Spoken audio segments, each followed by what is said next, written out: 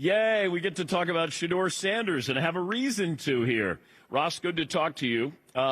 What do you hope to see from Shedeur Sanders this Sunday? Boy, I guess just making strides and improvement, and I think that he definitely will look better than he did on Sunday against the Ravens. Although I would also say this, Dan, I think if you watched each play and the coaching tape of each play, it looked a lot better to me than when I just saw the stats. You initially see 4 of 16, interception, whatever. When I watched, I thought it was better than that. He made some really good throws. They very much struggled to pick up the blitzes that the Ravens were bringing at him. I mean, they threw the kitchen sink at him, and not just at him. They threw the kitchen sink at the Browns offense, and the Browns offense did not do a very good job of picking it up and putting Shedeur in a better position to succeed. I think we're all just excited to see what does it look like when the whole game plan is designed for his strengths and to mitigate his weaknesses. He gets every rep this week, throwing the ball to Jerry Jeudy and those guys. I'll say this, Dan, we can't look at this one game and make a definitive judgment as to what his NFL career is going to be, but I am really excited, like everybody is, to see what he can do with having everything aligned for him, at least for this week. Yeah, I think everybody seems to pick a side with this topic. I just said, let the kid play. That's all. I just don't want the media to make him into Tim Tebow, that you're not good enough to start, but there's too much of a distraction to keep you on a roster. Because I remember when Tebow, did he go to the Patriots? And I go, how do you cut Tim Tebow? Like, you get to that point, and a head coach doesn't want to be dealing with that. I hope Shedeur can show us that he can either play or he can't play, because you're going to put so much pressure on a head coach that he's got to deal with the Shedeur situation. And I agree with you. When I'm watching that game, he had no time. I would tell him, you got a clock in your head that if it's not there in 3 seconds, throw it away. Don't try to make a play. You're not athletic enough. You're not your dad. You got 3 seconds at the most, and Max Crosby's coming after you. So get it, read it, get rid of it, and live to see another play.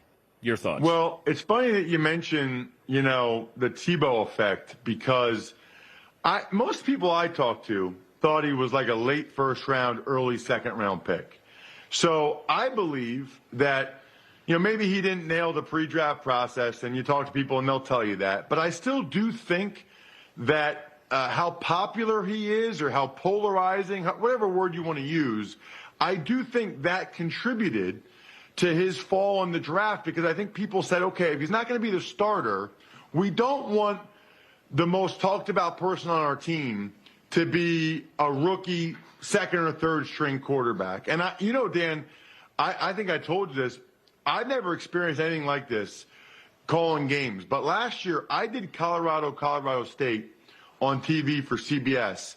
And Dan, I don't know if it's real people or it's bots or what, but if you say anything positive about Shedeur, there's a weird group of people or bots or whatever, they jump down your throat right away. That was an easy pass. The receiver made the play. He's not good.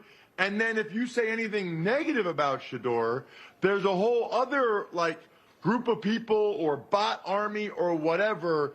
Nobody's just kind of, relaxed with him. It's the strangest thing that, and I guess I can see how someone has supporters that are that strong.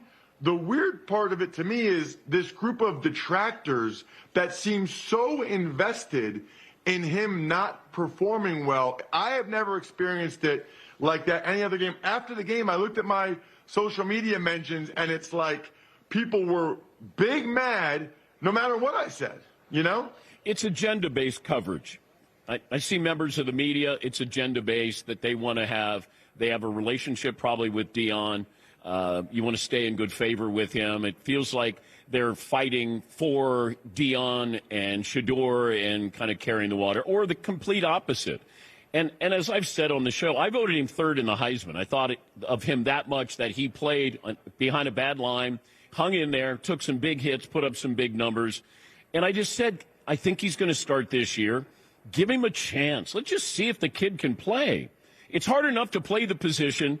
Now everybody is going to be watching you, and everything you do is going to be scrutinized. Now, has he invited this? Yes. Deion joined us in New Orleans at the Super Bowl, and he told us he was dictating the draft of where his son would go or not go. So they kind of put themselves in this position. And it's ironic that he makes his first start with the team I thought was going to draft him, the Raiders. And they passed him up. And Tom Brady has known Deion and Shador. He has mentored Shedeur, and Tom is a minority owner of the Raiders, and it told me an awful lot that a team that could use a backup quarterback and maybe an eventual successor to Geno Smith, they passed on him, I think, 5 or 6 times. Yeah, well, a lot of teams passed on him a lot of times, although there have been reports that have come out that evidently, he and Deion told certain teams not to take him because he didn't want to go somewhere where they had an established starter. I don't know how accurate those reports are or aren't. I'm with you, though. But I get that. Lamar Jackson, he didn't want to go to the Ravens because they have an established starter. That's Lamar Jackson. With Geno Smith and the Raiders and Tom Brady, that to me is that would have been a great landing spot. Especially with how Geno Smith has struggled this year. Yeah. Which is one of the interesting things about the Raiders is I think they brought in Pete Carroll and Geno Smith to kind of change the culture, right? And to get a winning culture and to be competitive, but they're not competitive, and yet they're not really playing their young guys yet either, because I still think Pete Carroll's trying to flip the culture. That both these teams are in really, really fascinating positions. Is Pete Carroll coaching for his job this year? Well, I would imagine that everything's on the table for the Raiders at the end of this year. Quarterback, head coach, because if you brought in Pete Carroll for credibility and to right the ship, I don't think that they had delusions of grandeur of being a playoff team this year, but they had been so down for so long. I think the goal was, with Geno and Pete, we can be a 7-8 win team and start to build this thing the right way and change the culture here. And unfortunately, for a number of different reasons, it hasn't happened for them. Here's another thing I don't understand. I love Ashton Jeanty. I love the pick, but I love the pick when I have a good offensive line. I want to have a good offensive line first before I draft a running back. Well, so there's a couple things there. Number one is their offensive line is not good.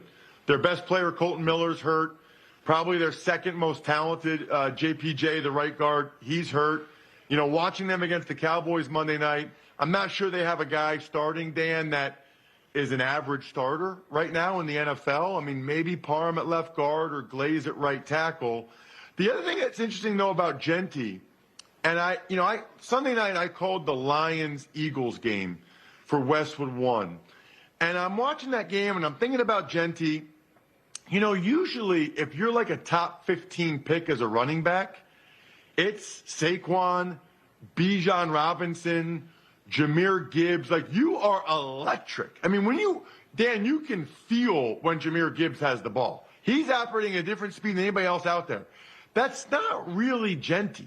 Jeanty is like an incredible tackle breaker and making people miss, but he's not operating at a different speed out there. He doesn't have that level of explosiveness, which I think makes him interesting as a 6th overall pick.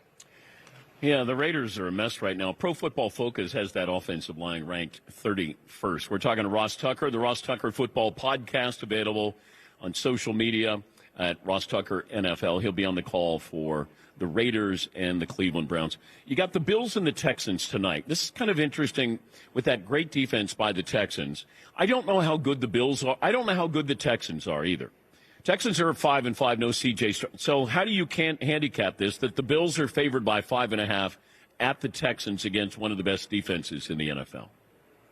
Well, I think the two best I will say the three best defenses right now would be the Browns, the Texans, and the way the Eagles have played these last two games, holding both the Packers and Lions under double digits. But the Texans, edge rushers, corners, They are elite. This is a major, major challenge for the Bills. And I know that Josh Allen had 6 touchdowns on Sunday against the Bucs, but he also had 2 pretty bad interceptions. And so this is one where the Bills might have to win it ugly. They might have to win it with defense. They might have to kind of win it 19-16, 16-13, and that's okay. You know, that works as well. Buffalo's defense is Mills, spotty, by the way, though, getting his third start. He's won the first 2, and he's kind of saved the Texans season. If they lost either one of those, they would probably be done, but they are still very much alive because Davis Mills has done what you want a backup quarterback to do, which is come in and not be the reason why the team loses the game. Buffalo's defense, yikes. Yeah, they've lost some guys, Ed Oliver, Michael Hoyt, that I think they were really counting on. You know, it's wild because right now, Dan, you know, it's looking like the Bills and Chiefs, maybe even the Ravens, are going to be wild cards. But what are people really going to predict if it's the Chiefs in a wild card game at New England or at Indy or at Denver? I mean, we just had it Sunday. The 5-5 Chiefs were 3.5-point favorites on the road against the 9-2 Broncos. So what they're telling you is, yeah, we know there's this group of teams at the top that have these 9-2, 8-2 records, and we know where the Bills, Ravens, and Chiefs are.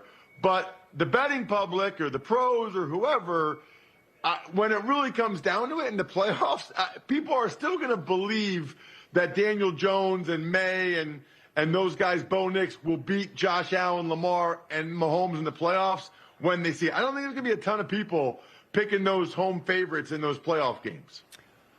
What do you think your opinion is going to be if the Cowboys happen to beat the Eagles this Sunday? I think if the Cowboys beat the Eagles, my opinion will be I will say I was a little bit wrong about Jerry Jones trading for Quinnen Williams. I did not think it made a whole lot of sense to make that move in the middle of what felt like a lost season. But coming off the win against the Raiders, where they looked a lot better on that side of the ball, if they now beat the Eagles and they win back-to-back and they're very much in the playoff mix for the rest of the season, then I'll tip my cap to Jerry Jones and I'll say kudos to him for not giving up on the season and letting those guys have a chance to really make a run at this thing, because that offense with that O-line and Dak and those receivers, they have a puncher's chance in any game they play. So if the defense can just be average, and they were better than average Monday night in Vegas, if the defense can just be average and they get to the playoffs, they could be a scary out for somebody.